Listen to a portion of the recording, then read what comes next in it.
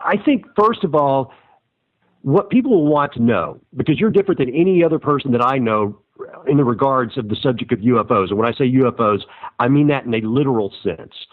I don't mean extraterrestrial craft. I mean that they are unidentified flying objects, per the abbreviation. Tell me what your hypothesis about UFOs is. Well, Michael, first I want to say I'm kind of an all of the above sort of guy. So what we call UFOs may be extraterrestrial spacecraft. A lot of them are undoubtedly misidentified aircraft, misidentified planetary bodies, atmospheric phenomena, optical phenomena that we don't understand. But if you look at the evidence really closely, I'm going to hypothesize that a lot of what we call UFOs may actually be organisms that live in our planet's atmosphere. Okay. There are, looking at the evidence, there's so much noise around the topic, and this is why I enjoy talking with you about it. You're very familiar with the whole circus of UFO research and UFO studies, and there's so much noise around it. But when you look at the evidence and you try and put some kind of filters on the evidence, if you get down to the best reliable evidence, I would say that most of it could be explained by the possibility that what we're seeing from our ground-based viewpoint are organisms that move through our atmosphere, that at least part of their lives they use our atmosphere as a habitat. Mm-hmm. I think that some of them may move from sea to sky and back again. Some of them may be native to our planet's atmosphere. We think of, we live on the surface of the Earth. It's a very small slice of habitat. But really, we can't live 10 feet above the ground, and we can't live 10 feet below the ground. So we have this perspective, and we tend to interpret everything from our perspective. But really, when we start looking at the atmosphere, we live at the bottom of a huge ocean of air. We know that in our planet's oceans, there are all kinds of living things. Mm-hmm. Now, our atmosphere that moves around our planet has more than 5 million times the volume of our Earth's oceans. And we know that in the ocean, there's an incredible variety of living things. In one drop of seawater, there may be 1 million bacteria and 1 billion viruses. And we know that moving through the oceans, there are all kinds of amazing creatures that we haven't even explored 10% of the ocean. We're continually finding new species there. And when you look at the surface of the ocean, there's not a hard line there. There's not some kind of barrier. It's more a surface where there's a constant interchange of the liquid and the gaseous water vapor in the atmosphere. We know there's some organisms in the ocean that move from the ocean to the atmosphere. So what we see in many UFOs seem to resemble some of the organisms that we see in Earth's oceans. Okay, give me an example of an organism that moves from H2O to air. Well, one of the most common ones that we see in freshwater are the mosquitoes. They live their larval form underwater. Yep. And then they raise to the surface of the water. They actually stand on the surface of the water, on the surface tension, and as they emerge from their pupal state, then they emerge and fly through the atmosphere as the adult mosquito. Now, some of the most successful animals in our oceans are the marine invertebrates, the jellyfish and the squid.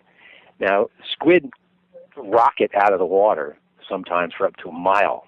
They've been observed zipping out of the water, and they jet. They're like living jets, and they move across the water for up to a mile through the air. Scott, hold on. Did you just say, okay, maybe I misunderstood you. You're saying that squids have been witnessed projecting themselves a mile through the air? Yes. Or did I?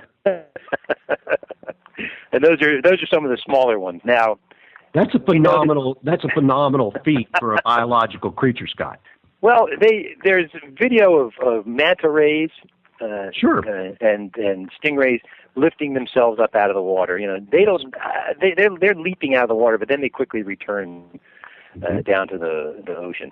But squid, they have the fins on the back of their bodies, and they expand and contract their entire bodies to force air through force the fluid water through their bodies. and then they lift themselves up out of the water, and some have been observed for traveling for up to a mile out of the water. Those are some of the smaller ones. Now, we know that squid can grow to gigantic sizes. In fact, we know that there are squid in the oceans that we haven't even discovered yet. So it's hard to explain when you hear reports of a sailor waking up in the morning and he looks up in the rigging of his sails and he sees a giant squid caught in the rigging of his sailboat. And you have to wonder, how did that giant squid get caught? How did it get caught in the rigging? So there are, Scott, there's stories that happened, that people woke up and saw squids in their sails? Yes, sir, absolutely. In fact, there were some cases where fishermen who were out fishing had to actually they had to dodge the squid that were zipping over their boats. They were actually getting attacked by them. They were getting hit by them as the squid were zipping up out of the water. Now, now, Michael, you know a lot about UFOs. What would you say are the two most common shapes that people report of UFOs? Well, there's a cylindrical shape or a disc, right? Right. There's like the two broad categories of like the disc shape, right? The saucer shape, yes. And then the cigar or the rocket shape. Right. The cylindrical. Yes. Right. Interestingly enough, those parallel two of the most successful forms of invertebrate life in the ocean, and those are the jellyfish, the saucer, the disc-shaped jellyfish, yes, and the rocket or cigar-shaped squid. Yes. And now, if you look at, if you start looking at the atmosphere as a habitat, and you start looking at UFO evidence with the possibility, with the eye, the eye of a naturalist, and think, well, what if? And I'm not saying that this is. I'm just saying, what if? You look and you find that there's actually at least 10 parallels between what we call UFOs and what we know about marine invertebrates, the jellyfish and the squid. Mm-hmm. And I don't know if you want to go through all of those, but there's some really fascinating parallels. The first is the way they look. Certainly. When people describe, this is one of the. I think the answer to a lot of the UFO question is it is not one answer. I think there's going to be a lot of different answers, and this is one of the reasons that this hypothesis is so attractive, is because the variety and number of UFO reports. I mean, millions of people have seen these things, and the way they describe them is so varied and it's so weird that it's hard to imagine, what could be causing this. But if you consider that these things might be a variety of life forms, that kind of fits in with the whole idea. We know that nature plays out all kinds of different variations on the same themes, and it fills all different niches of habitats. So that's one of the things that is attractive about this theory, is that if there are living things in the atmosphere, they would present a huge variety, and that's what we see among UFO reports. An incredible variety of objects have been reported, and an incredible number of objects have been reported. But the first way that they resemble marine organisms is how they look. People describe, like the saucer shapes. One of the things that's interesting is that they say a lot of people describe them as having a blurry or an indistinct outline. Yes. Sometimes, right, there's sometimes a dark center with a blurry outline, and sometimes people describe like a trailing tail or like a tentacles from the object. Mm-hmm. They describe them as looking like parachutes or ice cream cones or badminton shuttlecocks.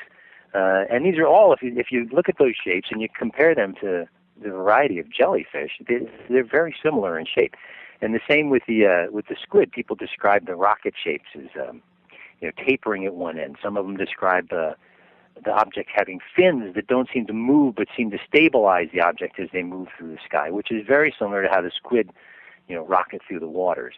Both the jellyfish and the squid are ideally suited for moving through a fluid environment. Yes. And that's exactly what we find in our atmosphere. Okay, so that brings me to the question then, and I have a lot of questions because Scott, I've been doing my jellyfish homework, and if these are some form of gelatinous invertebrate, like a jellyfish, how are they making this transition from the water to the air and subsisting there for long periods of time? I mean, You and I have spoken about this before, but the audience has not. And so I want you to explain to me and the audience how this type of a creature, if it does in fact exist, how do you think this animal would suspend itself in the atmosphere? We understand how they float and fly in water, but how would it exist in an ocean of air? Well, that's an interesting question. One of the biggest questions I get from people, they go, well, if these things are up in the sky, how do they stay up there? Right. How come they just don't fall? And that comes from our perception. We live on the ground, and we don't even think of the atmosphere that's around us all the time. But there's huge oceans of air, of water vapor and gas moving above us all the time. Mm-hmm. So these objects don't have to. I mean, it's not like there's something empty and they have to be lighter than air. It's not like the space in our atmosphere is empty. It's full of gas and water vapor and minerals, and all these objects have to do to stay afloat is be lighter than the material that's right below them. It's not like air has a certain density. There's all kinds of different densities of air, and all they have to do is remain, less dense than the material, than the fluid that's right below them. Now, jellyfish, there's two different. Again, we're talking about two large classes of potential creatures here. Mm-hmm. Jellyfish are made mostly of the medium in which they live. So, yes. You're talking about a marine jellyfish is mostly salt water. It's something I think like 97% salt water. And you can see when a jellyfish washes up on the beach, it'll very quickly evaporate. Then leave no trace. Now, if these objects move through the atmosphere, we might expect they are made mostly of water vapor, of the gases, which are in the atmosphere. And that would be another reason why they're mostly invisible to the naked eye, and they're usually visible only in special lighting conditions. But that would be one of the reasons. That would be one of the ways that they might possibly move through the atmospheres by being the same density as their environment. Now, squid are another story. They are actually, in addition to being masters of jet propulsion, they actually chemically control the buoyancy within their bodies. They can raise and lower themselves at different density of the environment. And now, whether that's happening in the atmosphere, that's for future research to determine. Scott, okay, on squids, you're saying, I don't even remember the terms you just used for that, but if I'm understanding you correctly, they are able to adapt their body to exist within varying types of pressures. Is that right? That's right. That's exactly right. Okay. How do they do that? They generate different chemicals within their bodies that allow them to be more or less buoyant as they move up and down. Now, if you think of some of the descriptions of some of the early UFOs, a lot of them describe airships, and even now we talk about giant cigar-shaped things that move around and seem to float through the atmosphere. And if you look at them and so the way some of them are described, it sounds very similar to the descriptions of squid. If you look at them, they're really amazing creatures. And this brings us to another aspect of the description of the way they look, of the appearance. People describe these as having a metallic appearance, mm-hmm. or a shiny shape, and you think, well, that from our perspective, we think, oh, maybe that means something manufactured. Sure. But when you look closely at nature, nature's engineering, if you look at a jellyfish or if you look at a squid's skin, it's just amazingly smooth and amazingly refined looking. Indeed. So perhaps that's what people are seeing. I can't say for sure, but. Well, Scott, I think I even sent you this article, but I was doing some reading this week, and I came across, now anywhere I see jellyfish or squid, I think about our conversations, and I read something this week where the cone jellies are now thought to perhaps be the single oldest type of animal on the planet, which displaces sponges as the original animal on the planet. I'm sure you're aware of that, right? Well, no, I wasn't. Okay. Well, this is a brand new. This is 2014. I think I sent it to you, but I just happened to see it the other day. I did read that. Yeah. Okay. But here's what blows my mind, because I will go out on that speculation limb with you all the way as well. Let's say this. Let's say that jellyfish and comb jellies, first of all, the strange thing about these guys is that they have a nervous system that is created in a different form from the rest of the animal kingdom. And it was beyond the scope of my explanation of the types of chemical compounds that made it work, but it's different than the way most animals' nervous systems work. So if these animals are, in fact, the oldest existing animals on the planet, you know, we could go full-on sci-fi here and say, well, look, they've got this huge jump start on the rest of us. So, yes, perhaps they've found ways to become incredibly stealthy and evolve into animals that can live in aquatic and air biospheres. Well, that leads us to one of the big questions about UFOs in general. I think one of the questions people have is, why are these things piloted by intelligent beings? And what about the possibility? Excuse me. Right. And what about the possibility that maybe these objects are themselves intelligent? And it brings into question our whole concept of what is intelligence. From our human perspective, intelligence means, well, they act like humans. But if you look at jellyfish, they reproduce in a variety of different ways, sexually and asexually, so they can reproduce by the millions.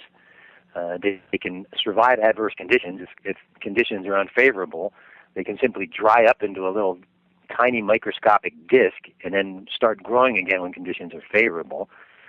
Scientists have found now that a jellyfish can actually revert in development when conditions are unfavorable. So they're in effect, they're achieving some kind of immortality. They can go backwards in aging.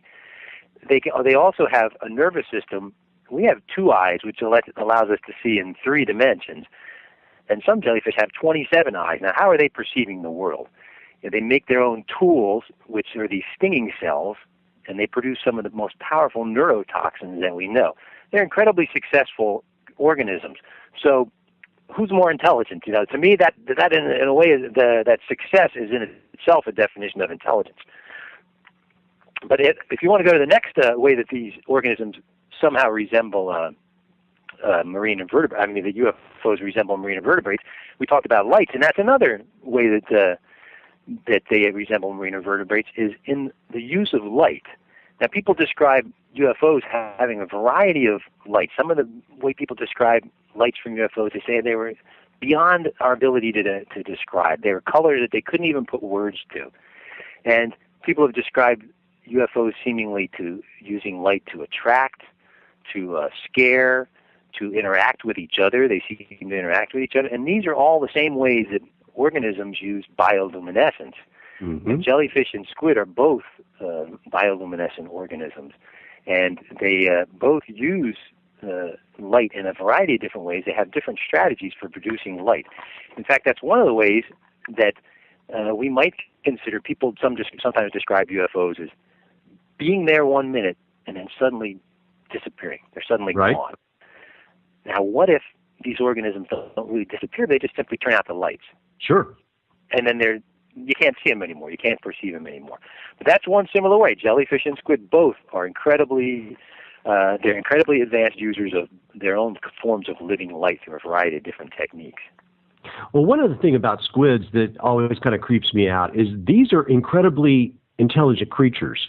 And I've seen footage on the internet where squids will literally learn if they're in a laboratory and there's multiple tanks. Squids will climb up the glass walls of one tank and through a tube to get into another one to open a clam or something. You've seen stuff like that, probably. Yes. I mean, these are extremely adaptable and innovative creatures.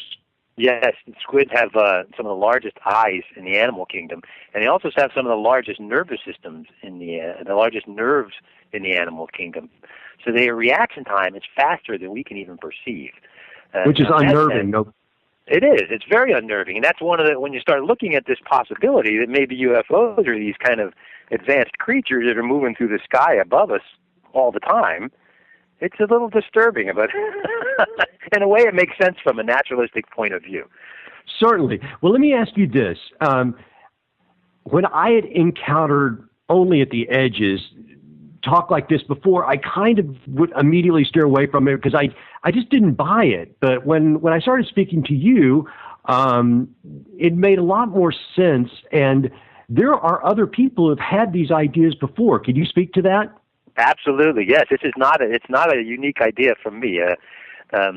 One of the first investigators, as explained, Charles Fort, he explored the possibility. Some of his descriptions of some of the objects that people were seeing in the sky, he toyed with the idea. He said that it seemed no more improbable that looking at the atmosphere, it would be full of life, than looking at the surface of the ocean and thinking, oh, well, there's no life in there. You look at the surface of the ocean, you don't see all the teeming life forms in there. And the same with looking at the atmosphere. You don't see it initially unless you look under special conditions. Kenneth Arnold, yes, who in 1947 sort of sparked off the whole UFO craze then. He studied UFOs for the rest of his life after seeing those discs. Yes. And now I had thought that he concluded later on, and then most people don't realize this, a lot of UFO researchers know who Kenneth Arnold is, but they don't realize that he concluded that he thought that most of them were natural flora and fauna of the atmosphere, like fireflies. Now, he has some fascinating stories. He collected stories from pilots about their UFO experiences. And he has one that sticks out is one pilot saw what he called a rayfish, this giant, looked like some kind of fish that came to him through the atmosphere, and the edges were rippling as it approached his ship. Like a manta ray or a stingray or something? More like an oarfish. Shape? What people mistake for sea serpents. Have you ever seen those things? Yep. Yeah, and he said that the edges were rippling as it came towards him. Now, I just heard an interview with Kim Arnold, Kenneth Arnold's daughter, and she described how he, during his initial sighting, thought that these things, he said the discs were pulsing with the same rate as a human heartbeat. And his initial reaction is he thought they were alive. And I think he got frustrated. She seemed to imply that he got frustrated later on as people were taking the topic in different directions and going towards the extraterrestrial hypothesis, when his initial gut reaction was that these were some kind of living things.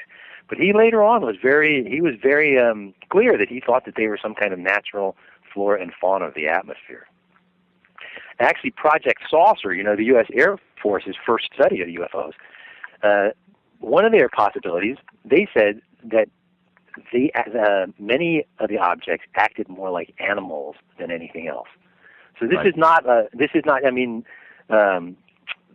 Ivan Sanderson, the naturalist who formed the Society for the Investigation of the Unexplained, wrote a whole book about the possibility. Trevor James Constable wrote a couple books. One was called They Live in the Sky, another was called Sky Creatures.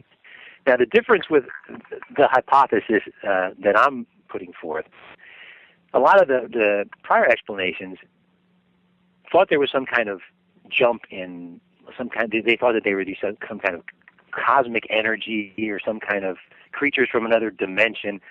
And all I'm saying is that these creatures are very similar to creatures that we know exist now. The only leap of faith that you have to make is to think that our atmosphere, like our oceans, might be a habitat.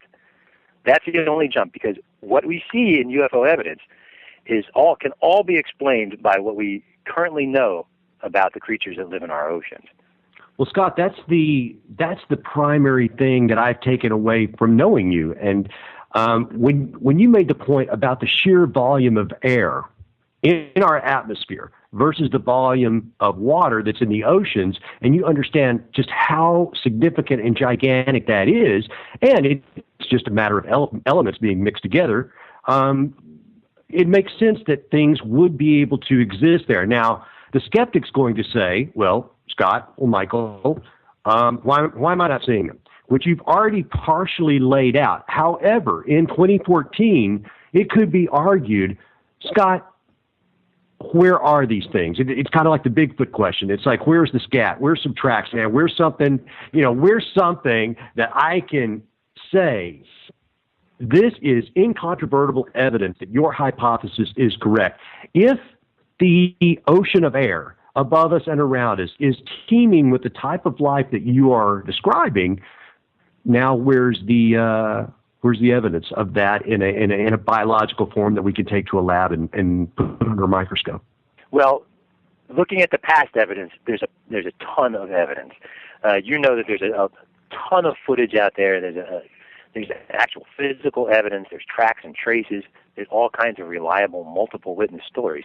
But to really prove the hypothesis, we would have to go out and get new evidence.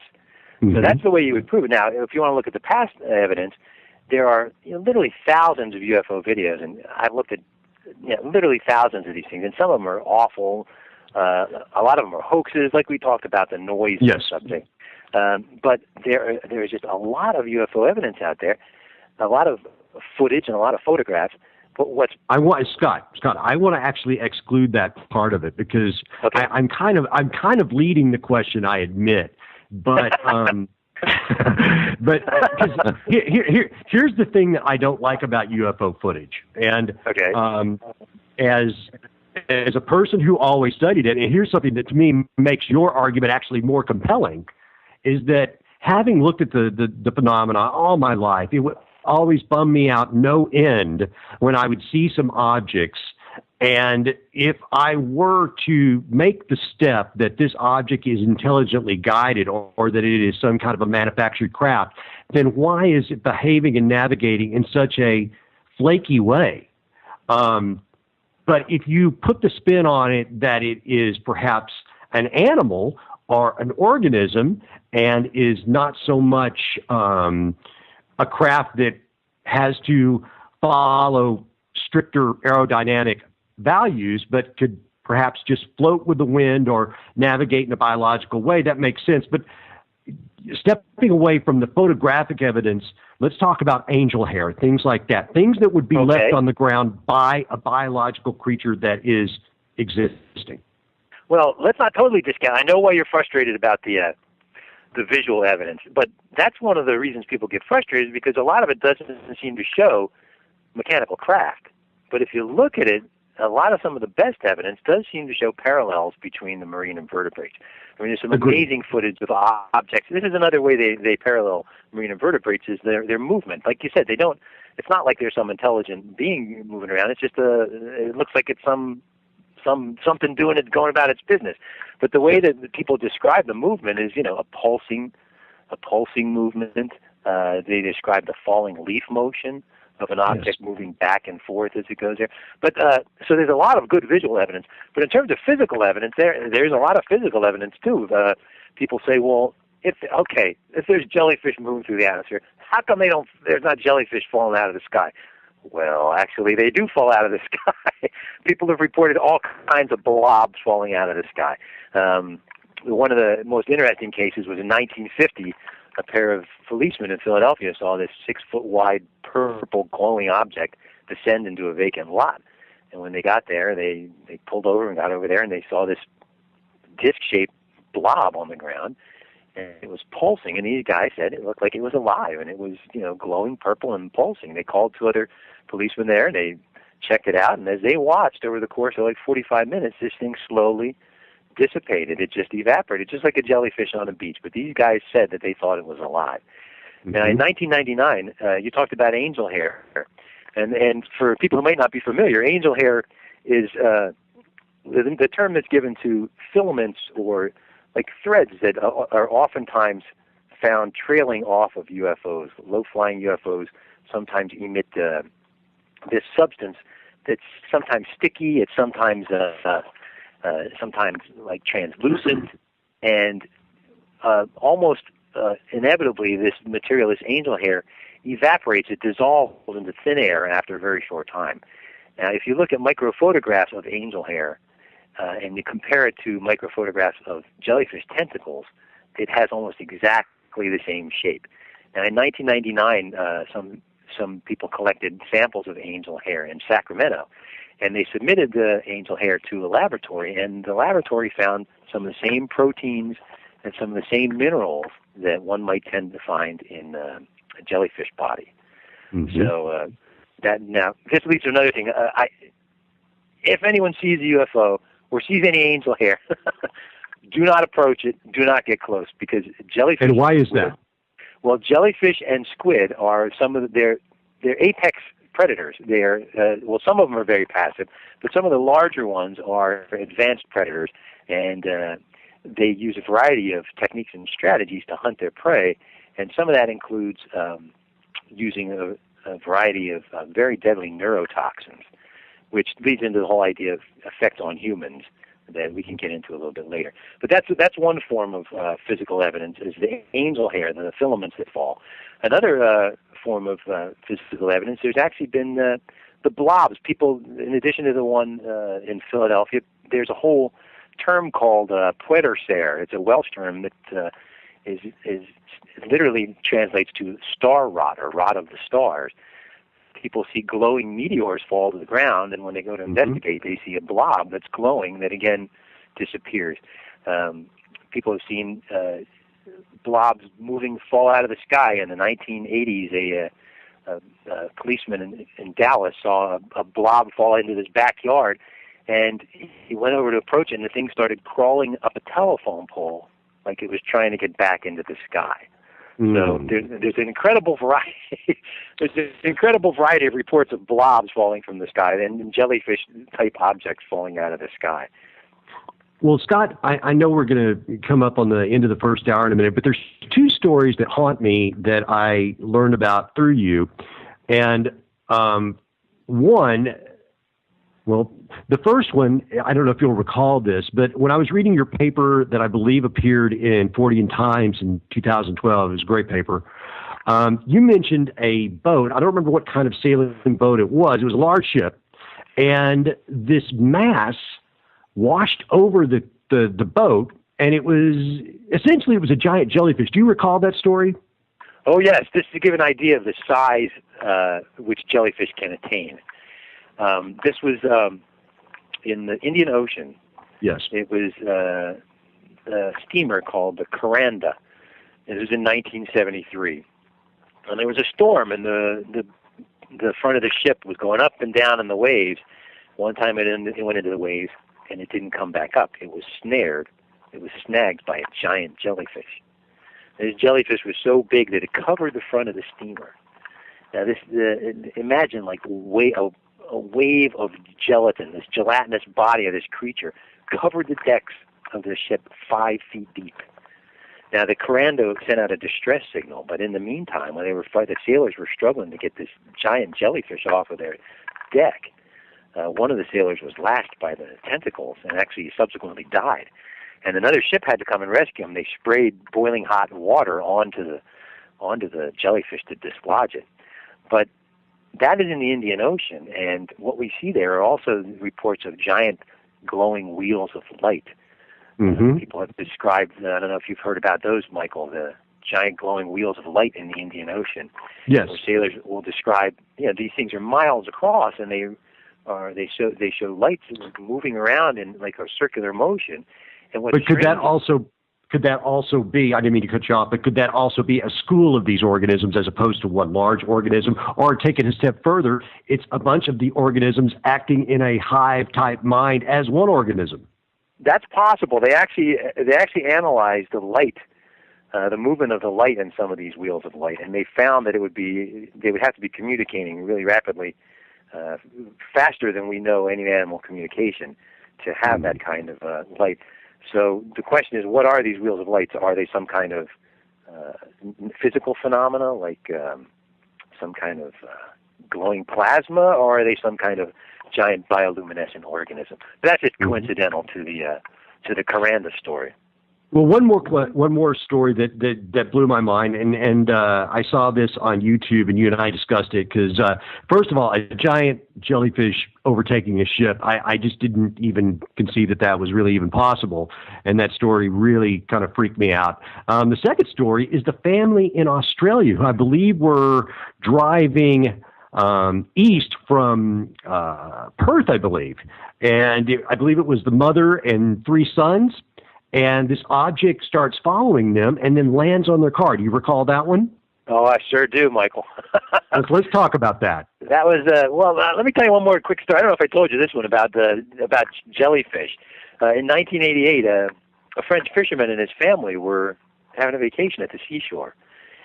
And the fisherman said that a jellyfish the size of a Volkswagen rose up out of the water, grabbed his wife and two kids, and then went back into the ocean. And that was it?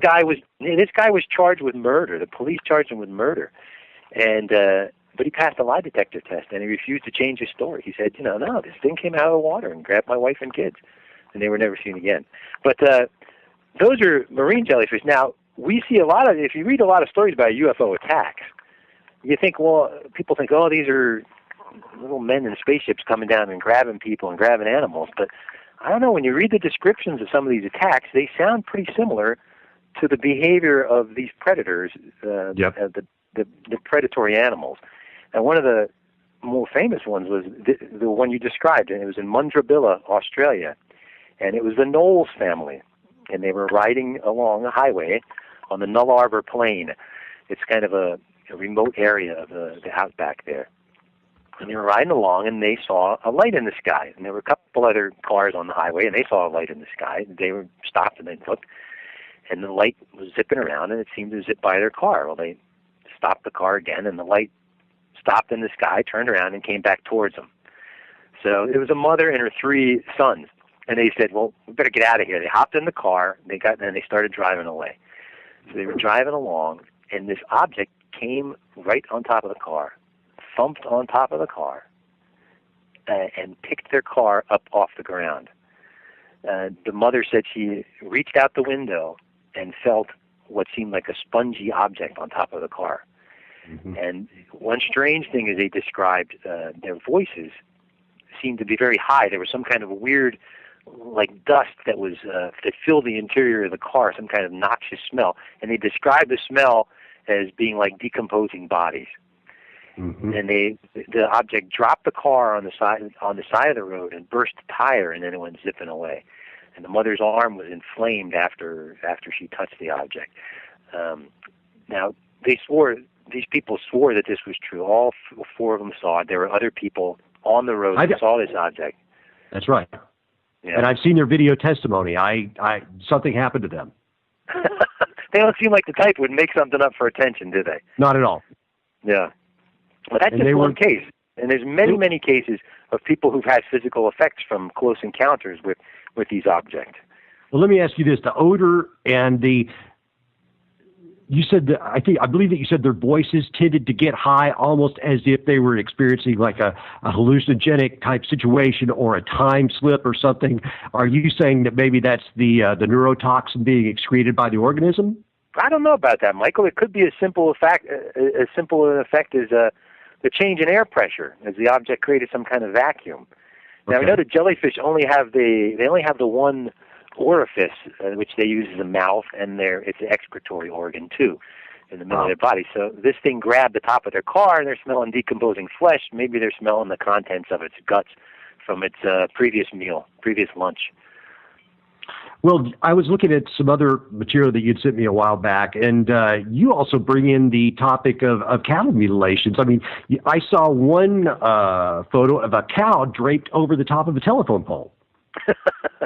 Absolutely. Again, the whole topic of cattle mutilation is a real mystery, and it doesn't make sense unless you interpret it as you just think, what if? And that's how I like to explore this topic. Well, what if? Yes, if this agreed. is the case, what do we find? Now, what if there were aerial predators? What if there were creatures moving out there that actually came down and preyed on land animals? What would we find? Well, if you read about the history of the animal mutilation, the cattle mutilations, there are thousands and thousands, tens of thousands of reported cases. You know, Michael, about, this was considered a crisis during the 70s and the 80s, and the federal government had big investigative teams going out trying to find out. I don't mean to interrupt you, Scott. I'm very, very sorry to do it. We're going to head into the break right now. We'll be back in just a few minutes, folks. Don't go anywhere. We'll be right back with Michael Parker, the Electric Pyramid. In the second hour, I'm going to continue to ask Scott a couple of questions that I think that we need to cover. But Scott had questions that he wanted to pose to Joe, because Joe is experiencing the phenomena with a greater frequency than probably anyone that I have known. And so I want to allow Scott the chance to ask Joe some questions later in the show about that. But for the time being, Scott, let's get back to, we were talking about just some of the wilder cases and the cattle mutilation aspect that could possibly be the result of an airborne predator. Right. This is one of the problems with the whole UFO topic, is so much of it, if you think about it in terms of the extraterrestrial hypothesis, the little guys flying around in spacecraft, it doesn't make sense. Why are they coming down and taking tens of thousands of cows? Why are they attacking people? But if you think about it in terms of aerial predators, well, it starts to make sense. Now, a lot of the information in the UFO topic is so weird, and the stories are so bizarre, they just get kind of shunted off down the memory hole. I don't know if you've heard about this one, Michael, but this is kind of related. Why talk about cattle when we can talk about people? Go for it. In 1956, on the White Sands Missile Testing Range in New Mexico, where good things always happen. An Air Force sergeant and major were out looking for a missile that had landed. Now, the men that were out on the Jeep, and they parked their Jeep, and the sergeant walked over a sand ridge, and he was out of sight, and suddenly the major heard these terrible screams of pain.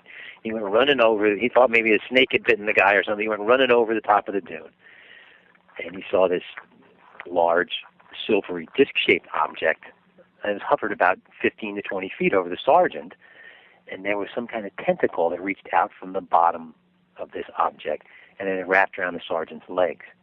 And as the major watched the tentacle drag the sergeant right up into the bottom of the object, and then it flew away. And the major ran back to the Jeep and radioed the base, and they confirmed that radar had actually detected the object. So they scoured the range, and only 3 days later, they didn't find the body until 3 days later, and they found the sergeant, and his nude body was found 10 miles from where the object had taken him.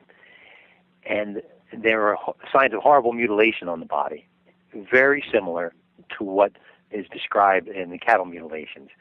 So that's one case of a direct witnessed event where something actually picked a human up and took it away and killed it. Now, we hear time and again about people having effects being distant from the objects, and that's one of the ways these creatures hunt, is they may extend their tentacles way a long distance away from their main body. And this is one of the reasons I wanted to caution people. If they see these kind of objects in the sky, to really stay away from them, because the toxins that they emit, the stinging tentacles that they have, may extend a great distance away from the main body. There's a case of a policeman in Harrisburg, Pennsylvania, who was at a stoplight on a deserted road, and he saw this light in the sky above him, and he came out of the car, and he looked up, and this glowing light was moving back and forth in the sky above him, and he felt like a stinging heat on his face. And he watched, and then the object finally moved away. When he went to work the next day, everybody was teasing him. They said, "Oh, what'd you fall asleep under the tanning booth?" Because one side of his face, the side of his face, was all red and irritated. And this is a common experience among a lot of UFO witnesses who had close encounters, is the kind of skin irritation, the conjunctivitis. And as a matter of fact, one doctor did a study of all the physical effects on UFO witnesses who had physical harm from getting close to UFOs. And there are minor to extremely major short-term and long-term physical and physiological symptoms. There was damage that was included, like sunburn, a burn, eye irritation, nervous damage, skin damage. And if you look and you put those effects right next to the effects of the neurotoxins from jellyfish and other marine invertebrates, they're almost an exact parallel. But the nice thing about this particular hypothesis is that it's not something that we can just take on an act of faith. It gives us the possibility to go forward with further study to see if there's actually something to it. So one way that these objects, that UFOs seem to parallel marine invertebrates, is they appear in likely habitats. Mm-hmm. Now, as I mentioned before, the atmosphere isn't just this empty space above us. There's all kinds of stuff moving through the atmosphere all the time. And when we look at different parts of the atmosphere and look at it like a naturalist trying to find habitats for organisms, almost every level of the atmosphere we look at, we see different kinds of weird phenomena that may actually be organisms that live there. One of the things that Michael and I did, we actually went out on a field study in Marfa, Texas, to try and see if we could get a good look at those lights. That's one phenomenon that we see all around the world. If you think of the atmosphere as an ocean, that ocean extends even into the crevices, the caves, all around the surface of the Earth. The atmosphere goes down into there. Now, if you think of creatures sheltering, they might shelter in caves and crevices around the Earth. And indeed, all over the planet, we find these mystery lights or spook lights. Yes. And Marfa is one of the more well-known lights. But that kind of leads us to Joe's experience, and he's seeing these recurring luminescent phenomena, which I am chomping at the bit to ask him about. Well, let's do that. Tell us about what you're seeing there. Well, I don't even know where to begin in the sake. You definitely stirred up my curiosity. But in regards to these here in South Carolina, there's a good amount of these orange color lights that appear to just possibly go to the ground or go close to the ground. And I say this because they do go behind trees. However, I haven't seen them interact with the ocean, but there are a lot of claims of that, but I can't say that I'm sure myself. I do see the lights go in that direction. They do go towards the ocean, sometimes come from that direction, but it's something I've considered with an entry in the water or coming from the ocean water. It's a popular topic around here between a lot of people who see these lights. And Joe, I want to ask you a question, because when you first started experiencing this, and we were kind of emailing back and forth, and you were asking me what I thought, and I was doing a little bit of research, one of the things that I was seeing is that where you are has a history of these lights, and predominantly they were kind of an orange light that you're describing.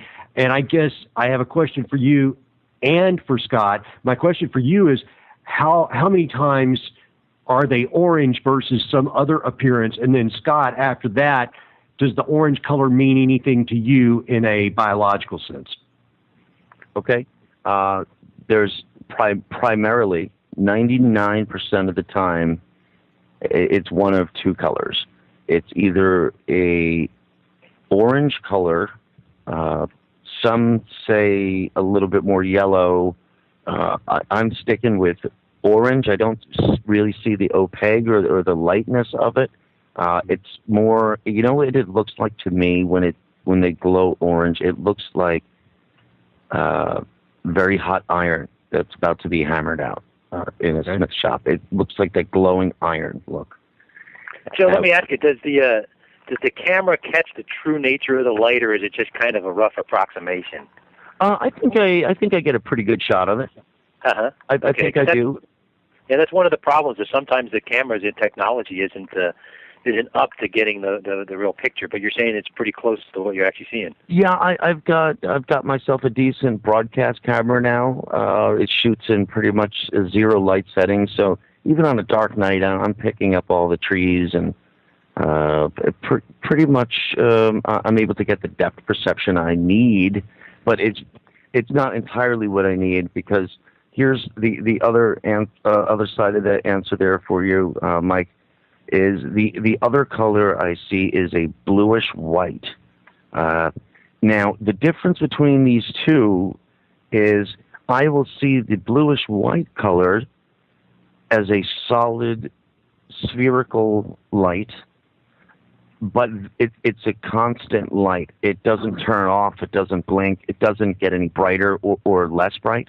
It's pretty constant. But when it's this color, they're never stationary. When they're this color, a white or a blue, they kind of just cruise along. They obviously make no sound. I don't want to say it travels like a balloon because it's nighttime, but they kind of look like they have a destination picked out, let's say southwest, and they don't deviate from that course or altitude. It just goes along. And how do they move, Joe? Do they seem to? Do they move in direct lines? Do they bob up and down? How do they move? Well, these solid color ones, they really do stay on a solid line. They really do. It boggles me because these solid ones like this, I've seen planes, even single-engine planes, go quite close to these things, at least from where I'm standing. They appear to be pretty close. Close enough that I would say, what the heck was that? Maybe turn my plane around. We've had hits on the radar where there's things there, and then they're not there. Anomalies, right? That's what it is. They just don't know. Really? So what radar are you talking about? Like in local airports radar? Yeah, we often check with Myrtle Beach radar and several other flight trackers, and I don't anymore, but in the beginning I was calling a Shaw Air Force Base. Now, with the orange lights, the great difference between them is I'm really fascinated with the orange ones because now when they're traveling, and I say they because it's never a single orange light. It's always 2 or more, usually 2 to 8, I would say. 8 being the rarest. Maybe more 2 to 5 is more common. But when they're traveling along, they let out very intense, bright flashes, almost like a strobe, but not as frequent as a strobe would be. They don't. I wouldn't refer to it in any regards as a blinking that I would see from any FAA light.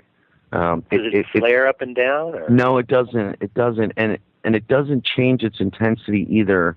And there doesn't seem to be a pattern. Like sometimes it'll flash like a strobe, just really fast, many flashes, and then not so fast. But when they're traveling like this and there's all these flashes, it's very hard for me to tell if it's 1, 2, 3, 4, or 5, because it appears that it's either moving back and forth, left and right. It's all over the place.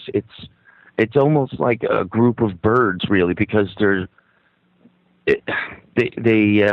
kind of sway back and forth and up and down, and kind of like a school of fish. They're just all over the place. That's amazing. It's hard to tell if it's one thing or many when it's doing this flashing.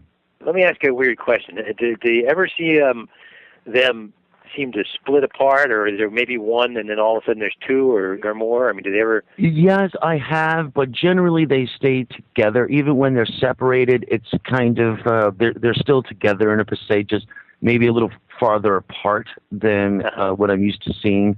But when they will come to somewhat of a stop, or maybe just stop traveling, and they're in an area of my sky, and it's a pretty common area. If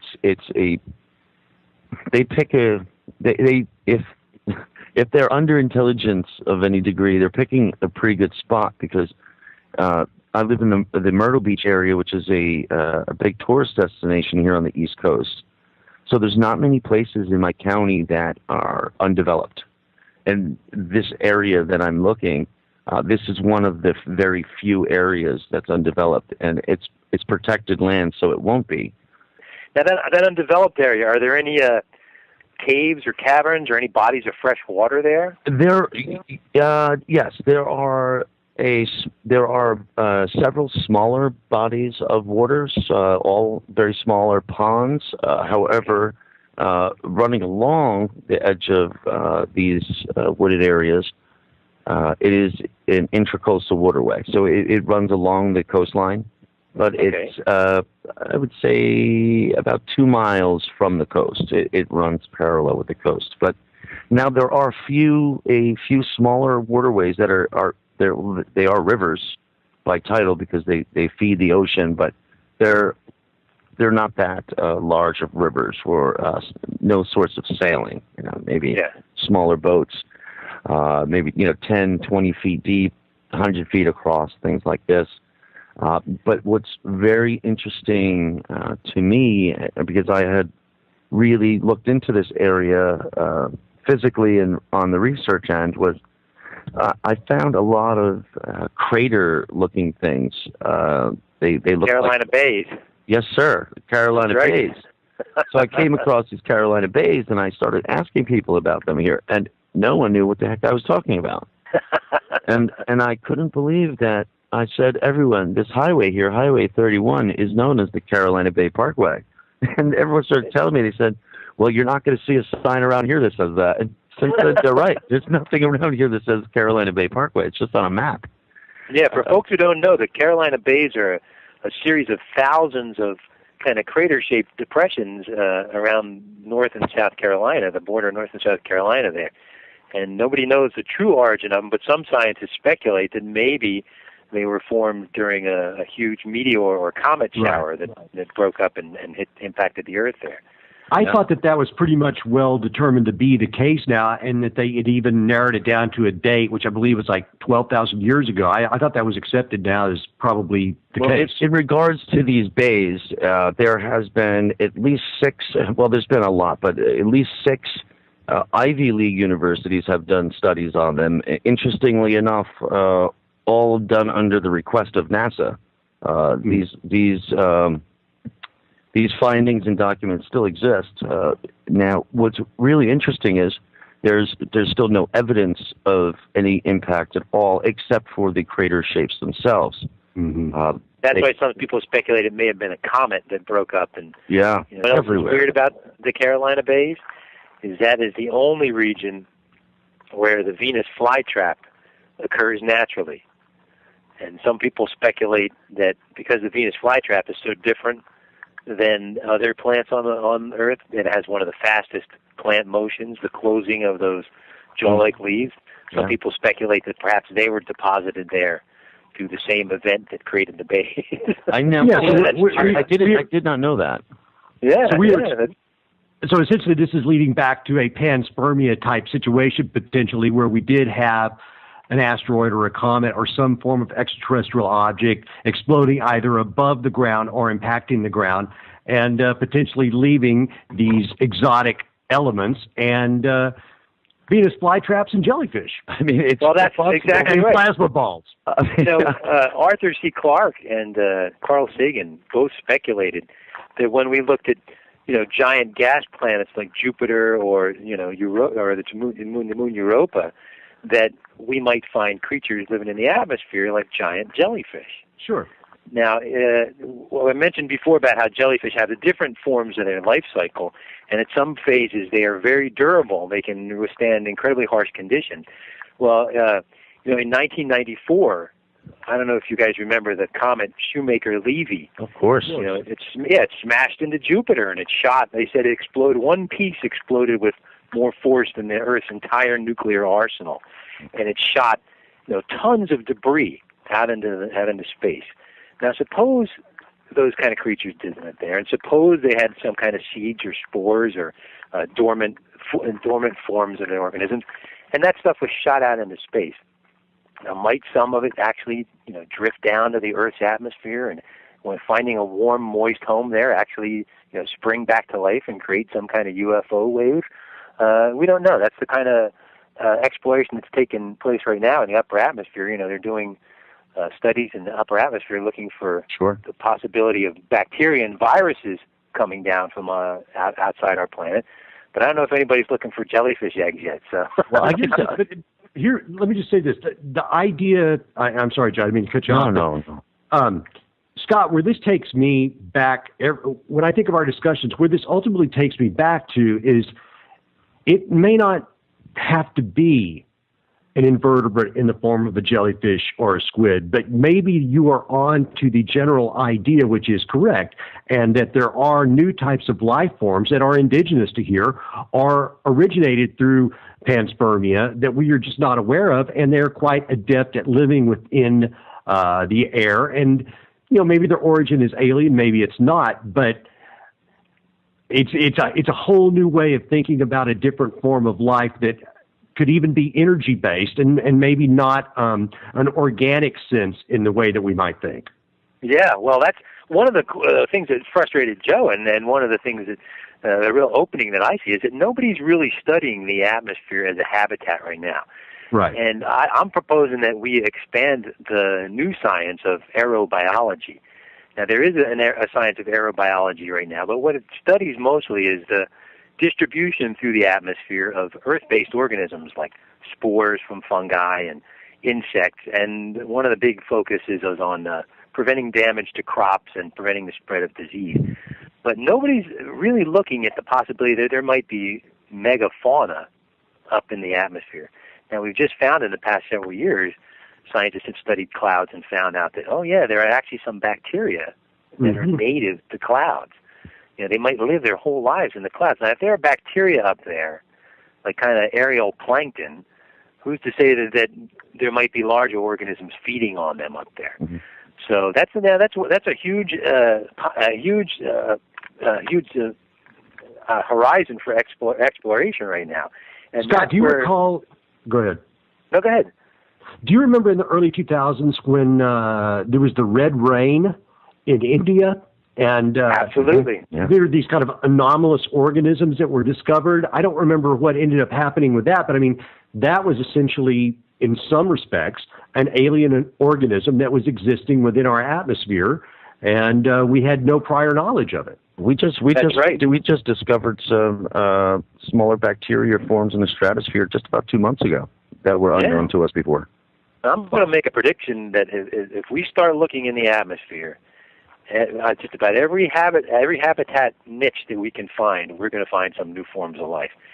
Now, when Michael and I went out to Marfa, Texas, this was one of the first true field explorations looking towards an aerial phenomena with this viewpoint in mind.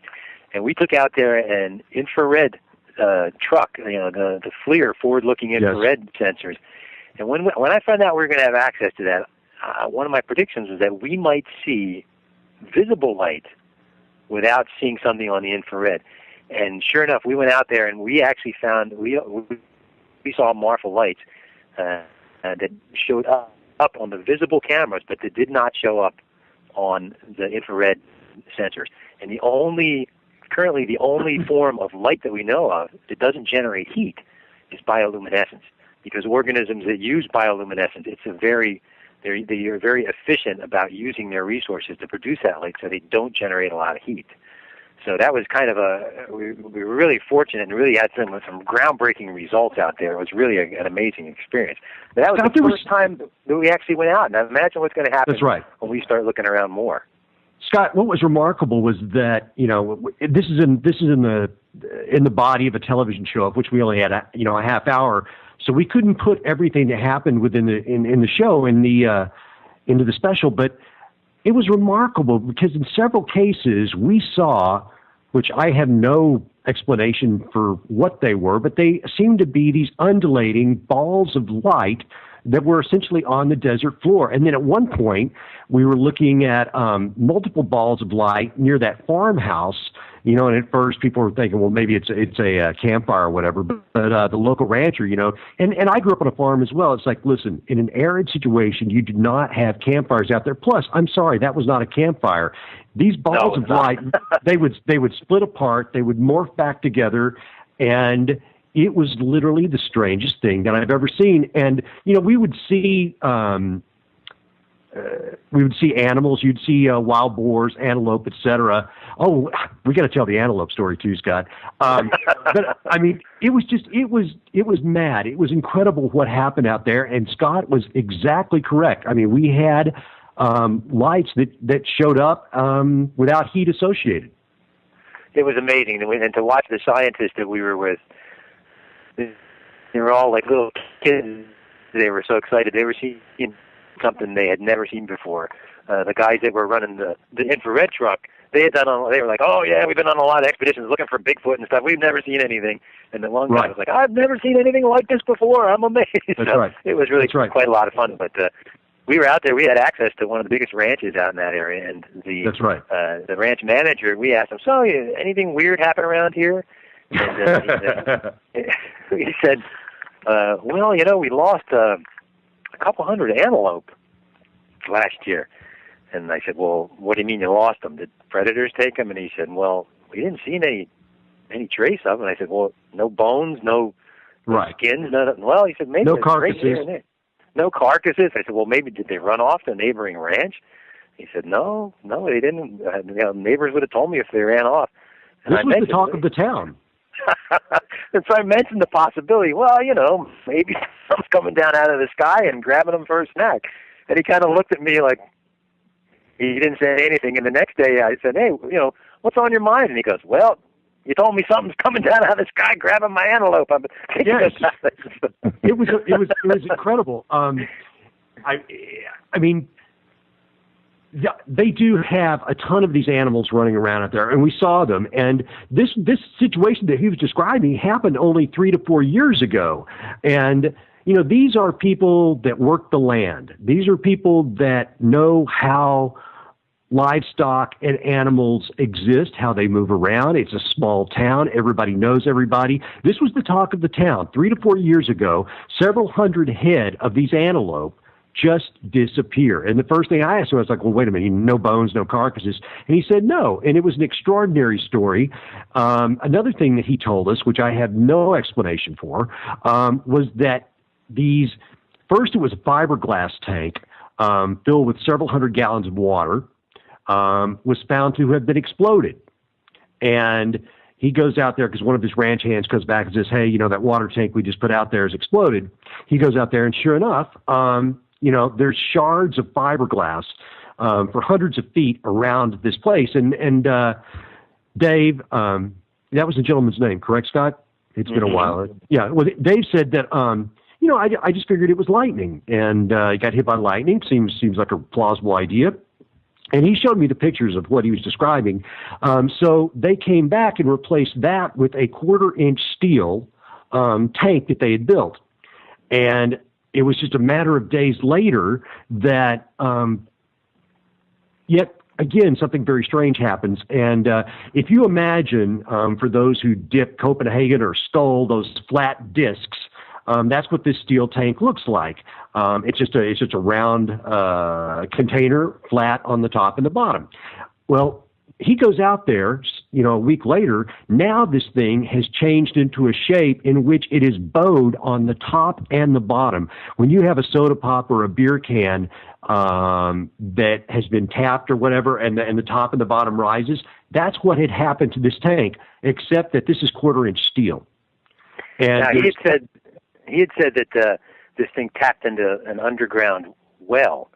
So it was almost as if something was inside the tank and it busted the tank to get out. That's right. One of the fascinating things about that area is they have huge, that whole area is a limestone caldera, and they have a huge underground network of wells under there. In fact, a lot of areas have water conservation districts. They have an underground water conservation district. So the possibilities of where these things might live might include some kind of subterranean habitat for part of their lives. So think of the idea of they capped this entrance to this underground aquifer, and this thing had to get out, and it busted the tank a couple of times to get out. Now I'm not saying that's what happened, but this guy talking about this tank being busted a couple of times within a couple of weeks was certainly something to think about.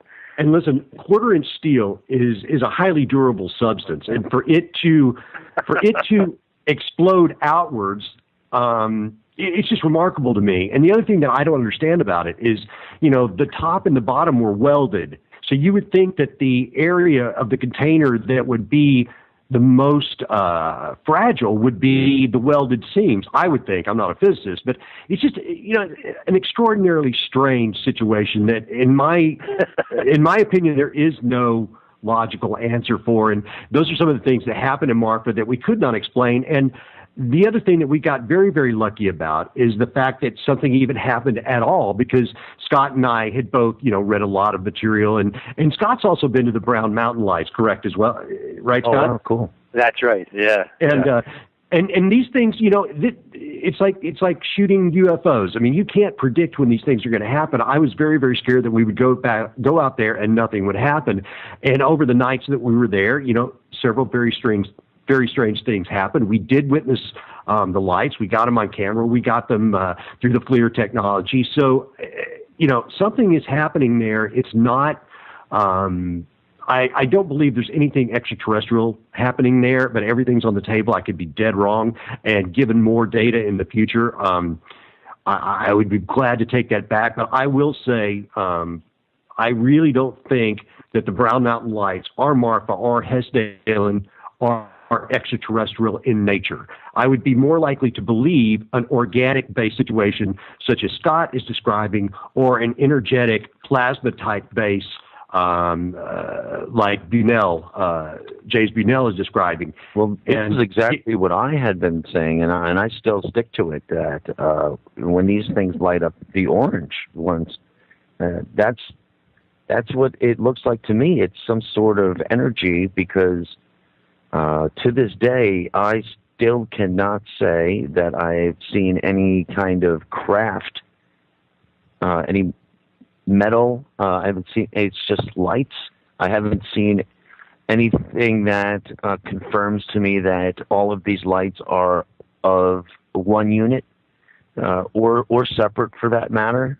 However, I describe all the white flashing. Now, when they turn orange, in the first few times I saw them, I wasn't sure if when they were glowed this bright orange, if they were taking off away from me, or if they were just basically going to, closing down to nothing, essentially just going to a dot and disappearing. And I no longer think that they're shooting away from me really fast. However, that could be. But I've now looked at them from several different angles, so I find it a little not plausible for them to always be shooting directly away from me, no matter my location. That might be even an optical illusion as the light fades. Light fades. It seems like they're getting farther away, but they might not actually be getting farther away. I think the only way to find out more about this kind of thing is to, get out there and try and get a closer look. Whether it's at Marfa or Brown Mountain or North Myrtle Beach. These things happen. They happen regularly. But I don't know if anybody's looking at them as a naturalist, and that's what I'm hoping we might get a chance to do, is get out there and actually get a real close look at these things. Well, I have here, guys, from what I was talking about earlier about some organisms found in the atmosphere. And what it was last year when the last Perseid meteor shower went by. A professor from Sheffield University, he sent up a high-altitude balloon at an altitude of 27 kilometers. And the balloon was carrying, its whole load was sterile microscope slides. Wanted to see if he was going to find anything. And when it came down, they found something similar to an aquatic algae on the microscope slides, and it had not been identified at the time of this article here in March, and it's still suspected that these organisms came from space. Is that from the Center for Astrobiology? This is from livescience.com. Okay, but I'm just wondering, there's an organization over in Wales, and the gentleman who runs is named Chandra Wickram Singh. He was a partner of Fred Hoyle, who was a Royal Astronomer of Britain. He's in this article as well. Yeah. Okay, yeah, and they're one of the proponents of the idea of panspermia, that there's life everywhere. So, I think it's a fascinating frontier, and it's just, if you start looking to the sky with the idea of, like I said, a naturalist, just try and look at, and I would encourage people to go back and look at some of the best UFO reports. Some of the ones that you had multiple witnesses, where there's visual evidence, where it's not just one person saying, "Oh, this happened to me," where multiple people saw these things. Go back and look at these things with the idea, what if these are organisms? And some of these reports, they just click. It clicks. They make perfect sense. The Mothman, the Flatwoods Monster, all these things, they make perfect sense. They're so puzzling otherwise, but they make perfect sense if you think that they're actually some creatures that we're just getting a glimpse of as we walk around on the surface of the Earth. Well, Scott, I agree with you, and I just wanted to clarify earlier because I don't want people to be upset with me. When in the first hour we were discussing video and photographic evidence, I'm not trying to pick on that. What I was trying to say was that when I would see certain types of photographic or videographic evidence that displayed these objects that didn't seem to behave with any particular form or reason, it was very difficult for me to accept that that was a strong candidate for some type of extraterrestrial vehicle. To me, it looked like something that could be biological, or it is something blowing in the wind, or perhaps it is insects. But regardless, it did not look like some form of craft that is being navigated by an intelligent type entity of some sort. So I'm not trying to discourage anyone from going and getting further video evidence. Just the opposite. I'm just saying it's so easily to be faked nowadays. There was an Australian fellow a filmmaker, who was actually funded by the Australian government to create hoax UFO videos and distribute them on the internet to make some kind of point about how false beliefs spread. And I don't see the point of that. That just sort of pollutes the whole topic. But there's some amazing pieces of footage. Michael, you've probably seen the one from Nellis Air Force Base, where these are guys that were actually they're on the ground watching something in the sky, and they're using this high-powered lens. And this is in 1995. This thing's it's on YouTube. You can see it. But this thing, it's got lobes, and it's kind of translucent, and it shows up against the sun, and you can hear the servicemen going, "What the hell is that?" And they're watching it, and they said they analyzed the way this thing was moving, and it looked to them like it was checking them out as much as they were checking it out. But if you look at it, it doesn't look like a craft. It looks like some kind of organism. So there's a lot of cool footage like that. But just, Joe, you mentioned about radar. I just wanted to point out that the inventor of ground-based radar, when he first started looking up in the atmosphere, he saw like these flocks of thousands and thousands of objects. And he said it didn't make any sense. He said they had to be some kind of atmospheric life. That was the only thing. This is the guy that invented radar. And he said the only thing that made sense to him was if these were some kind of organisms moving up there. And Michael, about the water tank that you were talking about, there's another fascinating story. In Australia, there was, in 1980, this rancher heard some commotion from his cattle. He went out and he saw this big, huge disc-shaped object about 30 feet across. It was orange, Joe, like orange and blue, and it hovered over an open water tank. And I don't know how many hundreds of gallons this thing has. Well, I don't mean to interrupt you there, Scott, but we're running near the end of the show. But I wanted to. You brought something up here. This is not something I can say for myself, but people I trust very well have said this, along with many other people here. Is they say these things light up orange over water towers, because here we have. Now that is common. That is very common. This thing, he went out the next day and he looked. The entire water tank was empty. Wow! There was just sediment in the bottom that was pulled up in the shape like of a cone, as if something had sucked it up like in a suction cup, like a funnel. So that's outrageous. Because that's something I do hear, and someone I do trust very well, who I should be very clear had absolutely no interest in the topic whatsoever. Saw them, two of them light up this above a water tower, just above it, and he said when they lit up orange, they each one almost became the size of the top basin of the water tower, the spherical at the top. And that's another thing. These things change size. They can expand and contract. And if you think if that's a mechanical craft, that doesn't make sense. But if you think of an animal that expands and contracts to propel itself, it starts to make a little more sense. That's amazing, Joe. You wonder if they sense what's inside or something. Well, I talked to one guy here last summer, Mr. Miller, and he's an older gentleman. He's well into his 80s. And this guy really set it off for me, because he said him and his family have been seeing these orange lights here in this area his entire life.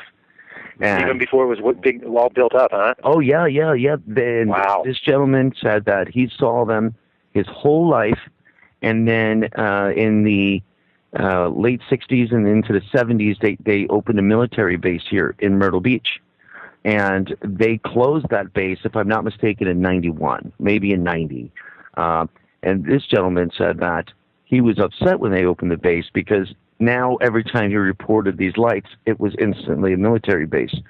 And this guy last summer said, well, they closed that base over 20 years ago, and I still see these lights. And I said, hey, I hear you, and you've helped me out a lot to know this is nothing new, because there's these bays here and these strange lights, and then there's the trifecta is this over 100-year phenomenon of these Carolina booms, or these Oak Island guns, they're known as. Right. Where you are, and I mean, I've heard some of these where you hear this boom and walls shake a little bit, things rattle. Just it's not. You instantly rule out backfire, fireworks. It will make people come out of their house and ask their neighbors what the heck that was. That is also common around the phenomenon of ball lightning. Sometimes they seem to disappear with a boom. And ball lightning is another atmospheric phenomenon that seems to act with intelligence. Now, what if you got an organism that can move so fast from a standing position that it zips away so fast that it actually creates a sonic boom?